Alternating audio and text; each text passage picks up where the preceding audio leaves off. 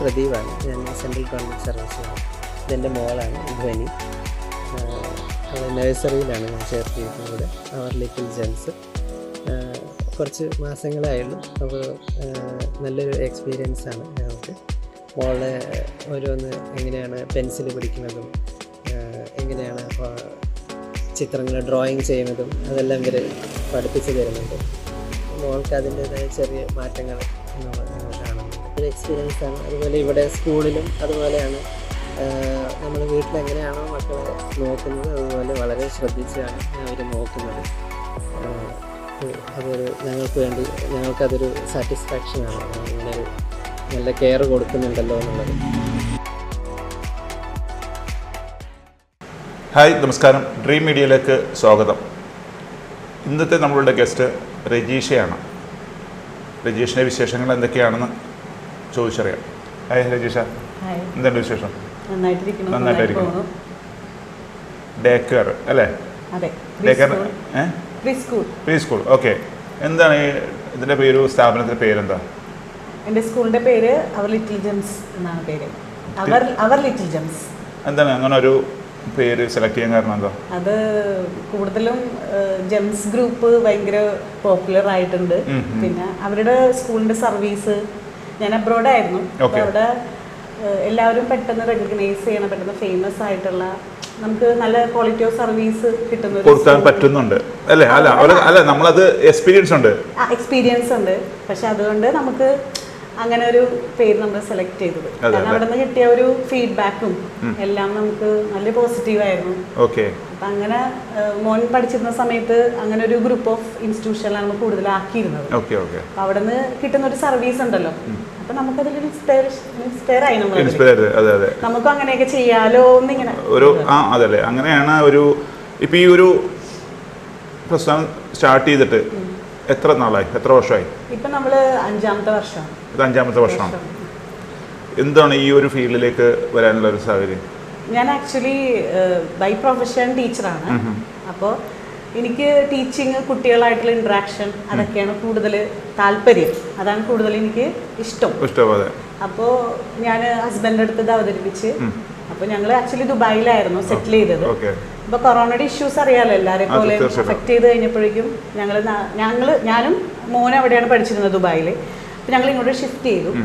അപ്പോൾ എല്ലാവരെയും പോലെ തന്നെ ഒരു പാസീവായിട്ടുള്ള ഒരു ഇതായിരുന്നു. അപ്പോൾ കൊറോണ ഒക്കെ മാറി വരുന്ന സമയത്ത് ഞാൻ ജസ്റ്റ് ഹസ്ബൻഡിൻ്റെ അടുത്ത് ഇങ്ങനെ അവതരിപ്പിച്ചു, ഇങ്ങനെ എനിക്കൊരു ഇനിഷ്യേറ്റ് ചെയ്യാൻ താല്പര്യമുണ്ട്. ഹസ്ബൻഡ് പറഞ്ഞു ഓക്കെ, എല്ലാ സപ്പോർട്ടും തരാം, പക്ഷേ ഞാൻ എൻ്റെ വഴി തേടി എല്ലാം അതിൻ്റെ ലീഗലായിട്ടുള്ള എല്ലാ പ്രൊസീജിയേഴ്സും ഞാൻ അതിന് ഇനിഷ്യേറ്റ് എടുത്ത് ചെയ്യണം. പക്ഷേ എനിക്ക് ഏറ്റവും വലിയ സപ്പോർട്ട് തന്ന് അങ്ങനെ ഇപ്പോൾ എനിക്ക് ഇവിടം വരെ കൊണ്ട് എത്തിക്കാൻ 5 വർഷമായിട്ട് നമ്മളൊരു സക്സസ്ഫുൾ ആയിട്ട് പോകുന്നു. അതെ, ഏറ്റവും കൂടുതലായിട്ട് നമ്മൾ കൊടുക്കുന്ന ആ ഒരു സർവീസിൽ പാരൻസ് ഭയങ്കര സാറ്റിസ്ഫൈഡ് ആണ്. അത് പ്രത്യേകിച്ച് ഒരു ടീച്ചർ എന്ന് പറയുമ്പോൾ അറിയാം എങ്ങനെയാണ് പിള്ളേരുടെ, എങ്ങനെയാണ് അവരുടെ അല്ലേ രീതികൾ. പിന്നെ പ്രത്യേകിച്ച് ഒരു അമ്മയും കൂടി ആയതുകൊണ്ട് നമുക്കറിയാൻ പറ്റും എന്താണ്. ഇപ്പൊ എൻ്റെ ഒരു കുട്ടീനെ ഞാനൊരു ഡേ കെയറിലാക്കുമ്പോൾ ഞാൻ എന്താണ് അവ ഇൻസ്റ്റിറ്റ്യൂട്ടിൽ നിന്ന് അല്ലെ സ്ഥാപനത്തിൽ നിന്ന് എനിക്ക് കിട്ടുന്ന സർവീസ്, അതായിരിക്കണം നമ്മുടെ അടുത്ത് വരുന്ന ഒരു പാരന്റിന് അല്ലെങ്കിൽ കുട്ടിക്ക് നമ്മൾ കൊടുക്കേണ്ടത്. അത് വളരെയധികം ഇമ്പോർട്ടൻ്റ് ആണ്. അതിൽ ഏറ്റവും ഇമ്പോർട്ടൻ്റ് ആണ് ഈ ഒരു 6 months തുടങ്ങിയാണ് നമ്മൾ കുഞ്ഞുങ്ങളെ എടുക്കുന്നത്. അപ്പം 6 months തുടങ്ങിയുള്ള കുട്ടികൾക്ക് ആ സമയത്ത് കൊടുക്കാനുള്ളത് അവരുടെ വീട് കഴിഞ്ഞാൽ പിന്നെ നമ്മുടെ സ്കൂളായിരിക്കണം അവരുടെ സേഫസ്റ്റ് പ്ലേസ്. അപ്പോൾ അതെനിക്ക് എല്ലാ പാരൻസിനും ഇതേവരെ അഷർ ചെയ്ത് കൊടുക്കാൻ പറ്റിയിട്ടുണ്ട്. അതിൽ ഞങ്ങളും എല്ലാ പാരൻസിലും സാറ്റിസ്ഫൈഡ് ആണ്, അവരും സാറ്റിസ്ഫൈഡ് ആണ് ഇതേവരെ. അല്ല, അതുകൊണ്ടാണല്ലോ ഈ 5 വർഷമായിട്ട് നമ്മൾ എന്താ പറയുക, ഓരോ വർഷം തോറും നമുക്കത് എന്താ പറയുക, അതിൻ്റെ ഇപ്പോഴത്തെ ഒരു ട്രെൻഡ് അനുസരിച്ചാണെങ്കിൽ ഡിജിറ്റൽ മാർക്കറ്റിംഗ് ശരിക്കും പറഞ്ഞാൽ അതുമല്ല, ഡിജിറ്റൽ യുഗമാണ് ഇപ്പോൾ അല്ലേ? അപ്പോൾ അതനുസരിച്ചിട്ട് നമ്മൾ ആ ഒരു എന്താ പറയുക, ആ സ്ഥാപനത്തിനും അതേപോലത്തെ ഒരു അപ്ഡേഷൻ നമുക്ക് വേണ്ടി വരും അല്ലേ? അതെ, തീർച്ചയായിട്ടും. പിന്നെ ഇപ്പോൾ ഇതൊരു സ്റ്റാർട്ടപ്പ് ചെയ്യുന്നതിന് മുമ്പ് കുറെ സ്ട്രഗിൾ ചെയ്തിട്ടാണ് ഈ ഒരു പ്രസ്ഥാനത്തിലേക്ക് വന്നത്. തീർച്ചയായിട്ടും എന്ന് വെച്ച് കഴിഞ്ഞാൽ ഇതിൻ്റെ നമ്മളൊരു സ്ഥാപനം തുടങ്ങുമ്പോഴുള്ള എല്ലാ ലീഗൽ പ്രൊസീജിയേഴ്സും ഇതിലും നമ്മൾ ചെയ്യണം. തീർച്ചയായിട്ടും. പിന്നെ എന്തിനും സ്റ്റാർട്ടിംഗ് എന്ന് പറയുന്നത് ആ ഒരു ഫസ്റ്റ് സ്റ്റെപ്പ് അത് ഡിഫിക്കൽട്ടാണ്. തീർച്ചയായിട്ടും. പക്ഷെ അത് നമ്മൾ ഓവർകം ചെയ്ത് വന്നു കഴിഞ്ഞാൽ ശരിക്കും എല്ലാ ബിസിനസ്സിലും ഉണ്ട്, എല്ലാം കംഫർട്ടായിട്ടല്ല പോകുന്നത് അല്ലേ. എല്ലാത്തിലും ബ്ലോക്കുകൾ ഉണ്ടാവും, ലേറ്റ് നൈറ്റ്സ് ഡിസ്കഷൻസ് ഉണ്ടാവും, പിന്നെ പല പല ഇഷ്യൂസ് ഉണ്ടാവും എല്ലാ ജോലിയിലെ പോലെ. അപ്പോൾ അതെല്ലാം തരണം ചെയ്ത് ചിലപ്പോൾ നമുക്ക് തോന്നും മുന്നോട്ട് പോകാൻ പറ്റൂലേ എന്ന് തോന്നും. പക്ഷെ അവിടെ എല്ലാം നമ്മൾ മുന്നോട്ട് പോയിക്കൊണ്ടിരിക്കുന്നത്, ഇപ്പോഴും പോയിക്കൊണ്ടിരിക്കുന്നത് ഫസ്റ്റ് തന്നെ ഫുൾ പവർ. അതിൽ ഫസ്റ്റ് തന്നെ എനിക്ക് പറയാനുള്ളത് എൻ്റെ ഹസ്ബൻഡിൻ്റെ ആണ് സപ്പോർട്ട്. നമ്മൾ സ്റ്റാർട്ടിങ്ങിൽ തന്നെ പറഞ്ഞു അതെ ശരിക്കും. പിന്നെ അതിലുപരി പിന്നെ നമ്മുടെ കൂടെ വർക്ക് ചെയ്യുന്ന ആൾക്കാര് അവര് തന്നെ ഒരു സ്ട്രെങ്ത് ഉണ്ട് നമുക്ക്. തീർച്ചയായിട്ടും. അല്ല, നമ്മളൊരാൾക്ക് മാത്രമായിട്ട് ഇത് കൊണ്ടുപോകാൻ പറ്റില്ല, ഒരിക്കലും കൊണ്ടുനടക്കാൻ പറ്റില്ല. ഒരു പ്രസ്ഥാനം ഒരു സ്ഥാപനവും നമുക്ക് ഒറ്റയ്ക്ക് കൊണ്ടു നടക്കാൻ പറ്റില്ല. അവിടെ എല്ലായിടത്തും നമ്മുടെ സ്റ്റാഫിന്റെ കാരണം സ്റ്റാഫ് ഹാപ്പി ആണെങ്കിൽ നമ്മുടെ സ്ഥാപനം വളരെ നല്ല രീതിയിൽ റൺ ചെയ്യാൻ പറ്റും. തീർച്ചയായിട്ടും. അതേസമയം അവര് അൺഹാപ്പി ആണെങ്കിൽ അവർക്ക് നമ്മൾ സ്ട്രെസ് കൊടുക്കുകയാണെങ്കിൽ പക്ഷെ നമുക്ക് ഡിസ്കഷൻസ് ഉണ്ടായിട്ടുണ്ട്. ക്വാളിറ്റി ഓഫ് സർവീസ് മെച്ചപ്പെടുത്താൻ വേണ്ടിയിട്ടുള്ള ഡിസ്കഷൻസ് ഉണ്ടായിട്ടുണ്ട്. അതിനോടൊപ്പം ഞാൻ എന്തുകൊണ്ടാണ് അങ്ങനെ ഡിസ്കഷൻ വെക്കുന്നതെന്ന് മനസ്സിലാക്കി നമ്മുടെ സ്റ്റാഫും അതിനോടൊപ്പം നിന്ന് ഇതേവരെ എല്ലാവരും നല്ല രീതിയിലാണ് നിന്ന് പോയിക്കൊണ്ടിരിക്കുന്നത്. കാരണം അവരും അവരുടെ കുട്ടീനെ എങ്ങനെയാണ് നോക്കുന്നത് അതുപോലെ തന്നെയാണ് അവർ സ്റ്റാഫിനെയും കുഞ്ഞുങ്ങളെയും സ്റ്റാഫ് കൊണ്ട് നടക്കുന്നത്. അതാണ് ഏറ്റവും ഇമ്പോർട്ടൻറ്റ്. അതുപോലെ തന്നെ ഈ ഒരു സ്കൂളിന് എന്താണ് ഒരു പ്രത്യേകത വെച്ചാൽ അതായത് നമ്മളുടെ ഒരു പ്രത്യേകത ഒത്തിരി പ്ലേ സ്കൂൾ ഉണ്ടല്ലോ, പക്ഷെ ഇതിന്റെ ഒരു പ്രത്യേകത എന്താണെന്ന് നമ്മുടെ പ്രേക്ഷകർക്കൊന്ന് കുട്ടികൾക്ക് വരാൻ ഇഷ്ടമാണ്. ഞായറാഴ്ച ആണെങ്കിൽ പോലും അവർ പറയണത് എനിക്ക് സ്കൂളിൽ പോകണം, എനിക്ക് പ്രീ സ്കൂളിൽ പോകണം, എൻ്റെ സ്കൂളിൽ പോകണം, എൻ്റെ ലിറ്റിൽ ജെൻസിൽ പോകണം. അതാണ് ഏറ്റവും വലുത്. അത് എല്ലാ പാരൻസും നമ്മുടെ അടുത്ത് പറയുമ്പോൾ നമുക്ക് ഒരുപാട് സന്തോഷമാണ്. വീട്ടിലുള്ള അതേ ഹാപ്പിനെസ് ഞങ്ങൾ അവർക്ക് ഇവിടെ കൊടുക്കുന്നതുകൊണ്ടാണ്. നമുക്ക് പക്ക നമ്മളെ പഠിച്ച ഒരു രീതിയല്ല ഇന്നത്തെ കുട്ടികൾക്ക്. നമ്മൾ കൂടുതൽ ഇവിടെ ആക്ടിവിറ്റീസ് ഉണ്ട്, ഗെയിംസ് ഉണ്ട്, ഡാൻസ് ഉണ്ട്, പാട്ടുണ്ട്, അങ്ങനെ ഒരുപാട് കാര്യങ്ങളുണ്ട്. എക്സ്പെരിമെന്റ്സ് ചെയ്യും. നമ്മൾ ഇപ്പൊ ഡ്രാമ സെക്ഷൻ സ്റ്റാർട്ട് ചെയ്തിട്ടുണ്ട് കുഞ്ഞു മക്കൾക്ക്. അപ്പൊ അതുകൊണ്ട് തന്നെ പിന്നെ ഇപ്പൊ ഞാനിപ്പോ നെക്സ്റ്റ് എന്താണെന്ന് വെച്ചാൽ നൈറ്റ് കെയറും കൂടെ സ്റ്റാർട്ട് ചെയ്യാന്നുള്ളതാണ്. എനിക്ക് ഒരുപാട് എൻക്വയറി ഉണ്ട് നൈറ്റ് കെയർ. അല്ല, ഇപ്പോൾ ഈ ടീച്ചറിന്റെ ആ ഒരു പൊസിഷൻ ഉള്ളത് കൊണ്ട് നമുക്ക് പിള്ളേരെ എങ്ങനെ കെയർ ചെയ്യാന്നുള്ള ഒരു കാര്യം കൂടി രജീഷ്ക്ക് അറിയാം അല്ലേ? പിന്നെ ഇപ്പൊ ഇത് ഇത്രയും കാര്യങ്ങൾ പറഞ്ഞപ്പോ രജീഷിന്റെ ഫേസിൽ തന്നെ അറിയാം, കണ്ണില് ശരിക്കും പറഞ്ഞിട്ടുണ്ടെങ്കിൽ സന്തോഷം കൊണ്ട് കണ്ണ് അറിയണേ അല്ലേ? ശരിക്കും ഇത്രയും 5 വർഷം കൊണ്ട് അത് ആ സന്ദേശം ശരിക്കും സന്തോഷത്തിന്റെ ഒരു കണ്ണീരാണത് ശരിക്കും ഇത് പറഞ്ഞപ്പോ ശരിക്കും അല്ലേ? പക്ഷെ ഈ 5 വർഷം ഒരു ഒറ്റയ്ക്ക്, അതായത് ഹസ്ബൻഡ് പുറത്തു നിന്നുള്ള സപ്പോർട്ട് മാത്രമേ ഉള്ളൂ. പക്ഷെ ഇതിൻ്റെ അകത്തൊരു നമുക്ക് എന്താ അറിയോ, പാരൻസിന്റെ ഇവിടെ കൊണ്ടുവന്ന് തരുന്ന പാരൻസിന്റെയും പിള്ളേരുടെയും ആ ഒരു എന്താ പറയാ അവരുടെ ഒരു സമീപനം എന്ന് വെച്ചാൽ വളരെ വലുതാണ്. അതെ ഞാൻ ചെറിയ കുട്ടി എന്ന് പറഞ്ഞാൽ എടുക്കണ 6 മാസമുള്ള ഒരു കുട്ടീനെയാണ് ഞാൻ ഏറ്റവും കുഞ്ഞു പ്രായമുള്ള ഒരു മോനെ എടുക്കുന്നത്. ആ പാരന്റിനാണെങ്കിൽ അവർക്ക് കല്യാണം കഴിഞ്ഞിട്ട് 8 വർഷം കഴിഞ്ഞിട്ട് പല ട്രീറ്റ്മെന്റും ചെയ്തിട്ടാണ് ഈ ബേബി ഉണ്ടാവുന്നത്. അപ്പൊ ആ മോനെ അവര് എൻ്റെ അടുത്ത് ആക്കുന്ന സമയത്ത് അവന് 6 മാസമായിട്ടുള്ളൂ മോന്. ആ സമയത്ത് എന്നോട് പറഞ്ഞു, മാം ഞങ്ങൾക്ക് ഇത്ര അവരെ A to Z എൻ്റെ അടുത്ത് പറഞ്ഞു. കാരണം ഞാൻ ട്രാൻസ്പെറന്റ് ആണ്. അതുകൊണ്ട് അവരും എന്നോട് സംസാരിച്ചപ്പോൾ അവർക്ക് മനസ്സിലായി അവരുടെ കുട്ടീനെ ആക്കേണ്ട ഒരു സേഫ് ആയിട്ടുള്ള പ്ലേസ് ആണെന്ന്. അപ്പോൾ അവരെൻ്റെ അടുത്ത് സംസാരിച്ചപ്പോൾ എൻ്റെ മടിയിലാണ് അവൻ ഇരുന്നിരുന്നത്. എൻ്റെ അടുത്ത് ആക്കുന്നത് അത്രയും മറ്റു പാരൻസ് വിചാരിക്കുന്നത് എൻ്റെ ബേബിയാണെന്നുള്ളതാണ്. പക്ഷേ ഞാൻ അത്രയും നന്നായിട്ട് ആദ്യമൊക്കെ എൻ്റെ അമ്മയ്ക്ക് ഭയങ്കര കൺഫ്യൂഷനായിരുന്നു, ഓക്കെ ആവോ കുട്ടി സെറ്റിലാവോ എന്നുള്ളത്. അപ്പം ആദ്യത്തെ ഒരു സെറ്റിലിംഗ് പീരീഡ് എല്ലാ കുട്ടികൾക്കും ഉണ്ടാവും. കാരണം പുതിയ ഫേസ്, പുതിയ സ്ഥലം. പക്ഷെ അവിടെ നമ്മൾ മാക്സിമം എങ്ങനെ ആ കുട്ടീനെ സപ്പോർട്ട് ചെയ്ത് പാരൻസിനെ സപ്പോർട്ട് ചെയ്ത് നമുക്ക് കുട്ടീനെയും ഒപ്പം പാരൻസിനെയും നമ്മൾ സപ്പോർട്ട് ചെയ്യണം. കാരണം വെച്ച് കഴിഞ്ഞാൽ അവർ ആൻഷ്യസ് ആയിരിക്കും, അയ്യോ എൻ്റെ ബേബി ഒട്ടും പരിചയമില്ലാത്ത ആൾക്കാരുടെ അടുത്താണ്, പുതിയ സാഹചര്യമാണ്, അപ്പം അത് അവന് അഡാപ്റ്റ് ആവുമോ, അതൊക്കെ എല്ലാവർക്കും ഒരു കൺസേൺ ഉണ്ടാവും. പക്ഷെ അവിടെ എല്ലാം നമ്മൾ ബോത്ത് പാരൻസിനെയും കുട്ടികളെയും ഒരേപോലെയാണ് നമ്മൾ ആ സർവീസ് കൊടുക്കുന്നത്. നമുക്ക് അങ്ങനെ സെക്ഷൻ ഉള്ളത്. 6 months to 1 year baby care ആണ്. പിന്നെ 1 year to 2 year baby sit. പിന്നെയാണ് play group, nursery, LKG, UKG, after school, tuition, അങ്ങനെ ഒരു സെക്ഷനൊക്കെ വരുന്നത്. അപ്പോൾ ഈ മോൻ എന്ന് പറഞ്ഞാൽ എൻ്റെ ഫസ്റ്റ് ന്യൂ ബോൺ മീൻസ് ചൈൽഡാണ്. അപ്പോൾ അവർക്ക് അത്രയും, അപ്പോൾ എന്നോട് വിളിച്ച് പറയും മാം, ആ മോൻ്റെ അമ്മ വിളിച്ചിട്ട് പറയും, ആദ്യത്തേക്ക് ആഴ്ചയൊക്കെ വിളിച്ചിട്ട് പറയും മാം ഓക്കെ ആണോ. അപ്പോൾ നമ്മൾ ഓക്കെയാണ്. അപ്പം നമ്മൾ കൂടുതലും പാരൻസിന് കുട്ടികളുടെ വീഡിയോസൊക്കെ അയച്ചു കൊടുക്കും, നമ്മളായിട്ട് ഇൻട്രാക്ട് ചെയ്യണതും ഭക്ഷണം കഴിക്കണതും. കാരണം അപ്പോൾ അത് കാണുമ്പോൾ അവർക്കൊരു സമാധാനമാണ്. കാരണം അവർക്ക് പീസ്ഫുള്ളായിട്ട് ജോലി എടുക്കാൻ പറ്റണം. അതിനടുത്താണല്ലോ നമ്മുടെ അടുത്ത് കൊണ്ടുവന്ന് ആ സമയത്ത് നമ്മൾക്ക് അവർക്ക് ആ കുട്ടിയെ കരയാണ് അങ്ങനെ ഇങ്ങനെ പറയുമ്പോൾ അവർക്ക് അവർ റെസ്റ്റ്ലെസ് ആവും, ചിന്തകൾ വരും, പ്രയാസങ്ങൾ വരും. പിന്നെ എന്ന് വെച്ച് കഴിഞ്ഞാൽ പല നിയർ ബൈ സ്കൂളിൽ നിന്നും കൊണ്ടുവന്ന മക്കൾ ഇവിടെ ഉണ്ട്.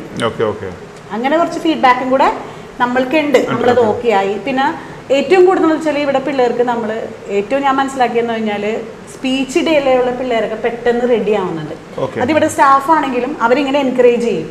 ചില കുഞ്ഞുങ്ങൾ ചൂണ്ടിയൊക്കെ ആയിരിക്കും കാണിക്കുന്നത്. അപ്പൊ പറയും മോനെ അത് വെള്ളമാണെന്ന് പറയാം, വെള്ളം വേണമെന്ന് പറയാം എന്ന് വെച്ചാൽ ഒരു പ്രാവശ്യം പോലും ഇവർ പറഞ്ഞു കൊടുക്കുന്നത് പല പല പല പ്രാവശ്യം.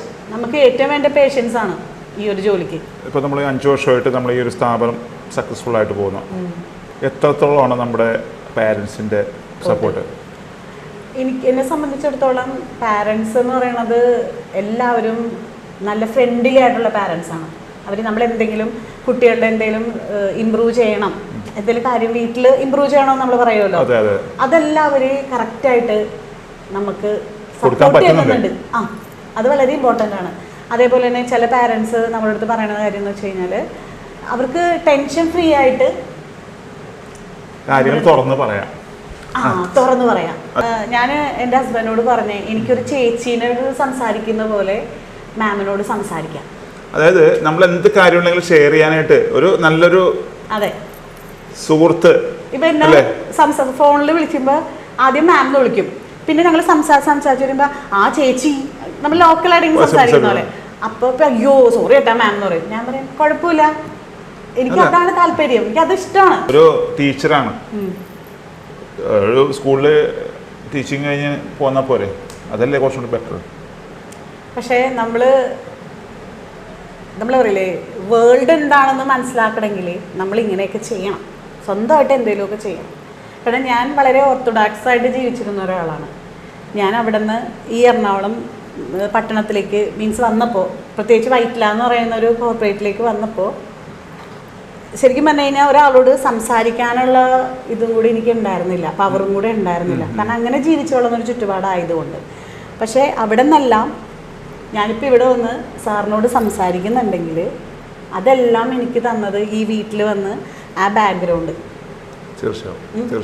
ഏറ്റവും ഇമ്പോർട്ടൻ്റ് എനിക്ക് നമ്മളിങ്ങനെ ആവണമെന്ന് ഭഗവാൻ നേരത്തെ ഫേറ്റ് ചെയ്ത് വെച്ചിട്ടുണ്ട്. 2-3 കാര്യങ്ങളുണ്ട്. ഒന്ന് നമ്മുടെ എന്താ പറയാ ഭഗവാന്റെ ഒരു അനുഗ്രഹവും കാരണന്മാരുടെ ബ്ലെസ്സിങ്ങും വളരെ ഇമ്പോർട്ടന്റ്. അതുണ്ടെങ്കിൽ മാത്രമേ നമുക്ക് ഉയർച്ച ഉണ്ടാവുള്ളൂ. പിന്നെ എപ്പോഴും നമ്മൾ പറയില്ലേ നമ്മുടെ മനസ്സ് ഓക്കെ ആണെങ്കിൽ എവറിത്തിങ് വിൽ ബി ഓക്കെ. നമ്മളെ കുറിച്ച് മാത്രം നന്നായിട്ട് ചിന്തിക്കാതെ നമ്മുടെ ഒപ്പം മറ്റുള്ളവരും വളരണം, മറ്റുള്ളവർക്കും നല്ലത് വരണം, മറ്റുള്ളവരുടെ സങ്കടങ്ങളും നമ്മുടെ ആണെന്ന് വിചാരിക്കണം. അപ്പൊ നമ്മൾ ഓട്ടോമാറ്റിക്കലി നമ്മളാവും. ഇപ്പൊ ഞാൻ ഇപ്പൊ ഒരു പാരന്റിന് ഞാനാണെങ്കിൽ എന്ന് ചിന്തിക്കുകയാണെങ്കിൽ അപ്പൊ നമുക്ക് അവിടെ എന്തായിരിക്കും, അവിടെ അവർക്ക് കൊടുക്കാൻ പറ്റുന്ന ഏറ്റവും വലിയൊരു സൊല്യൂഷൻ ആയിരിക്കും. മനസ്സിലായി? എൻ്റെ മുമ്പിൽ ഇരുന്ന് ഇപ്പൊ എൻ്റെ സ്റ്റാഫ് ആണെങ്കിലും മാം ഇങ്ങനെയാണെന്ന് പറയുമ്പോൾ ഞാൻ പറഞ്ഞു കൊടുക്കണത് നമുക്ക് ഇങ്ങനെ പോയാൽ ഇങ്ങനെ ആവൂലേ, നല്ലതാവൂലേ എന്ന് പറയുമ്പോൾ ആ ഓക്കെ മാം ഇപ്പോഴാണ് ഞങ്ങൾക്കൊരു പോസിറ്റീവ് ആയത്. അപ്പൊ നമുക്ക് പോസിറ്റിവിറ്റി എവിടെ വേണമെങ്കിലും നമുക്ക് കൊടുക്കാം. പിന്നെ ഈ ജോലിയുടെ സ്ട്രെസ്സിനെ കുറിച്ച് ചോദിച്ചു ഇല്ലേ, ഇത് സ്ട്രെസ്ഫുൾ ആണ് ഇല്ലെന്ന് ഞാൻ പറയില്ല. പ്രീ സ്കൂള് ഇപ്പൊ എവിടെ ചെന്ന് ചോദിച്ചാലും സ്ട്രെസ് ആണ് എന്ന് തന്നെ പറയാം. കാരണം നമ്മൾ അത്രയും ഡെഡിക്കേറ്റഡ് ആയിരിക്കണം. കാരണം ഇപ്പൊ അറിയാലോ ഭയങ്കര സെൻസിറ്റീവ് ആണ് ചൈൽഡ് കെയർ എന്ന് പറഞ്ഞു കഴിഞ്ഞാൽ. ഒരു പോറിൽ പോലും അത് നമ്മൾ വരുത്താൻ പാടില്ല. കാരണം അതങ്ങനെയാണ്. രാവിലെ കുഞ്ഞുങ്ങളെ കൊണ്ടുവന്ന് ആക്കിയാൽ വൈകുന്നേരം അവർ ചിരിച്ചിട്ട് ഇറങ്ങി പോണതാണ് ഞങ്ങളുടെ സ്കൂളിന്റെ ഏറ്റവും വലിയ ഹൈലൈറ്റ് പോയിന്റ്. കരഞ്ഞ് ഫസ്റ്റ് സെറ്റിലിംഗ് ടൈമിൽ കുട്ടികൾ കരയും. അതല്ലാതെ ആ ചിരിച്ചു പോകുമ്പോ ഉണ്ടല്ലോ പാരന്റ്സും ഓഫീസിൽ നിന്ന് വരുന്നത് ജോലിയുടെ ഒരു സ്ട്രെസ് കൊണ്ടായിരിക്കും വരുന്നത്. അതിന്റെ ഇടയിൽ കുട്ടീനെ വിളിക്കാൻ വൈകുന്നേരം വരുമ്പോ കുട്ടിയും കരഞ്ഞ് ആകെ വല്ലാണ്ടിരിക്കുമ്പോ കംപ്ലീറ്റ് അവർ ഡൗൺ ആവും. അവർ ചിന്തിക്കും ദൈവമേ എന്ത് വേണം ഈശ്വരാ, അങ്ങനെ ചിന്തിക്കും. അതില് നമ്മള് സക്സസ്ഫുൾ ആണ്. നമ്മൾ ഏതൊരു സ്ഥാപനത്തിന്റെ മെയിൻ പാർട്ട് എന്ന് വെച്ചിട്ടുണ്ടെങ്കിൽ അവിടുത്തെ സ്റ്റാഫാണ് അല്ലേ? തീർച്ചയായിട്ടും തീർച്ചയായിട്ടും. എത്രത്തോളമാണ് സ്റ്റാഫിന്റെ സപ്പോർട്ട്? സ്റ്റാഫിന്റെ സപ്പോർട്ട് ഇപ്പം എനിക്ക് ഏറ്റവും റീസെൻ്റ്ലി ആയിട്ട് പറയാനുള്ളതെന്ന് പറഞ്ഞു കഴിഞ്ഞാൽ ഒരുപാടുണ്ട്. പക്ഷെ റീസെൻ്റ്ലി പറയാനുള്ളത്, എൻ്റെ 2ാമത്തെ ഡെലിവറി സമയത്ത് ഞാൻ ഇടയ്ക്ക് പ്രഷറിൻ്റെ പ്രശ്നം വന്നിട്ട് ഞാൻ ഹോസ്പിറ്റലിൽ അഡ്മിറ്റായി. ആ സമയത്ത് ഞാൻ ഹോസ്പിറ്റലിൽ എനിക്ക് ലൈവ് സ്ട്രീമിംഗ് ഉള്ളതാണ്. അപ്പം ഞാൻ ക്യാമറ നോക്കും. അവിടെ നിന്ന് ഹോസ്പിറ്റലിൽ കിടന്നിട്ട് ഞാൻ ക്യാമറ നോക്കും. ചെക്കപ്പിന് പോകുന്ന സമയത്തും ഞാൻ ക്യാമറ നോക്കും. ഇത്രയും അവസ്ഥയിലും അപ്പം അവിടെ ചിന്ത ഇവിടെയാണ്, ചിന്ത ഇവിടെ ആയിരിക്കണം.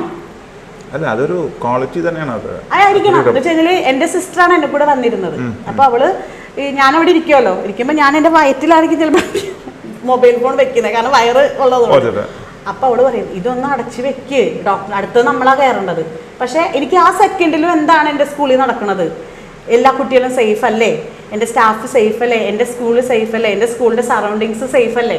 നമ്മുടെ ഡ്രീം മീഡിയ പ്രേക്ഷകർക്ക് കൊടുക്കാവുന്ന ഒരു മെസ്സേജ് എന്താണ്? ഡ്രീം മീഡിയ പ്രേക്ഷകർക്കായിട്ടുള്ള എൻ്റെ ഒരു ചെറിയൊരു അഡ്വൈസ് എന്ന് പറഞ്ഞു കഴിഞ്ഞാൽ, പ്രത്യേകിച്ച് സ്ത്രീകൾക്ക്, ഇപ്പോൾ അവർ എഡ്യൂക്കേറ്റഡ് ആണെങ്കിലും അൺഎഡ്യൂക്കേറ്റഡ് ആണെങ്കിലും, ഇപ്പോൾ നമ്മുടെ മാധ്യമങ്ങൾ അല്ലെങ്കിൽ മീഡിയ വഴി നമുക്ക് ഒരുപാട് ഡീറ്റെയിൽ മീഡിയ മാർക്കറ്റിംഗ് അങ്ങനെയൊക്കെ ഒരുപാട് സാധ്യതകൾ നമുക്കിപ്പോൾ ഉണ്ട്. അപ്പോൾ എല്ലാവരും അവനവന് പറ്റുന്ന ചെറിയ ചെറിയ കോൺട്രിബ്യൂഷൻസ് ചെയ്യുക, അവനവൻ്റെ ഫാമിലിക്ക് വേണ്ടി, മക്കൾക്ക് വേണ്ടിയിട്ട്. ആരും വെറുതെ ഇരിക്കരുത്. ഇപ്പോൾ ചെറുത് ചിലപ്പോൾ ഫുഡ് ഉണ്ടാക്കി കൊടുത്തിട്ടായിരിക്കും, അല്ലെങ്കിൽ ക്ലോത്ത് വിറ്റിട്ടായിരിക്കും, അല്ലെങ്കിൽ എന്തോരം സാധ്യതകൾ നമുക്ക് ചുറ്റുമുണ്ട് നമുക്ക് വളരാൻ വേണ്ടിയിട്ട്. അപ്പോൾ അതിനായിട്ട് നമുക്ക് നമ്മുടെ ഫാമിലിയുടെ സപ്പോർട്ട് ചോദിക്കാം, അല്ലെങ്കിൽ നമ്മുടെ കൂട്ടുകാരുടെ സപ്പോർട്ട് ചോദിക്കാം. അപ്പോൾ പ്രത്യേകിച്ച് ഇന്നത്തെ കാലത്ത് അൺഎഡ്യൂക്കേറ്റഡ് ആയിട്ട് ആരുമില്ല. എല്ലാവരും വിദ്യാഭ്യാസം കൊണ്ടും വിവരം കൊണ്ടും എല്ലാം സമ്പന്നരാണ് എല്ലാവരും. അത്ര എക്സ്പ്ലോഷർ ഉണ്ട് ആൾക്കാർക്ക്. അപ്പോൾ നമുക്ക് വെറുതെ വീട്ടിൽ നമ്മൾ ഒരു അടുക്കളയിൽ മാത്രം ഒതുങ്ങാതെ നമ്മൾക്ക് എന്താണ് ചെയ്യാൻ പറ്റുന്നത് അത് നമ്മൾ നമ്മുടെ കുടുംബത്തിന് വേണ്ടി ചെയ്യുക, സമൂഹത്തിന് വേണ്ടി ചെയ്യുക. ഇപ്പം ഞാൻ ചെയ്യുന്നത് ഒരു സോഷ്യൽ വർക്കാണ്. അപ്പോൾ അതേപോലെ നമ്മൾ മറ്റുള്ളവർക്ക് പ്രചോദനമാവാൻ, നമ്മളെ കണ്ട് പ്രചോദനമാവാനായിട്ട് എന്തെങ്കിലും ഉണ്ടെങ്കിൽ അതിന് വലിയ കോർപ്പറേറ്റ് ജോലി അങ്ങനെയൊന്നുമില്ല, വീട്ടിൽ തന്നെ ചെയ്യാൻ പറ്റുന്നത്. ചിലപ്പോൾ പൊതിച്ചോറ് കൊടുത്തിട്ടായിരിക്കും നമുക്ക് നമ്മുടെ ഫാമിലിനെ സപ്പോർട്ട് ചെയ്യാൻ പറ്റുന്നത്. അപ്പോൾ അങ്ങനെ എല്ലാവരും ചെയ്യണം എന്നാണ് ഞാൻ പറയുള്ളൂ. അപ്പോൾ അതിനായിട്ട് എല്ലാവരുടെ ഫാമിലിയും നിങ്ങളും സപ്പോർട്ട് കൊടുക്കുക. അതാണ് എൻ്റെ ഏറ്റവും വലിയ. എന്തെങ്കിലും ചെയ്യാനായിട്ട് ഉദ്ദേശിക്കുന്ന ആൾക്കാരെ പറഞ്ഞ് പേടിപ്പിക്കാതെ, അങ്ങനെ ചെയ്താൽ അയ്യോ അങ്ങനെ വരും ഇങ്ങനെ വരും എന്നല്ല, ഞങ്ങൾ കൂടെ ഉണ്ട്, അല്ലെങ്കിൽ എന്ത് പ്രശ്നം വന്നാലും കൂടെ ഉണ്ട്, ഞങ്ങളുടെ ഒരു സപ്പോർട്ട് ഉണ്ടാവും എന്ന് കൂടെയുള്ളവരും അവർക്കൊരു സപ്പോർട്ട് കൊടുത്ത് എല്ലാവരും സ്വന്തം ഇൻഡിപെൻഡൻ്റ് ആവുക. ഫ്യൂച്ചർ പ്ലാൻ എന്താ? ഫ്യൂച്ചർ പ്ലാൻ എന്ന് പറഞ്ഞു കഴിഞ്ഞാൽ സ്കൂളിൻ്റെ ലിറ്റിൽ ജെംസിൻ്റെ ബ്രാഞ്ചസ് ഇനി കുറേ സ്ഥലങ്ങളിലും കൂടെ ഒന്ന് വ്യാപിപ്പിക്കണമെന്നാണ് ഞങ്ങളുടെ ഒരു ആഗ്രഹം. തീർച്ചയായിട്ടും അത് എന്താ പറയുക സഫലമാകട്ടെ എന്ന് നമ്മുടെ ഈശ്വരനോടും കാരണന്മാരോടുള്ള ഒരു പ്രാർത്ഥന എല്ലാവിധ ഭാവങ്ങളും നേരുന്നു. വളരെയധികം സന്തോഷം. ഓക്കെ.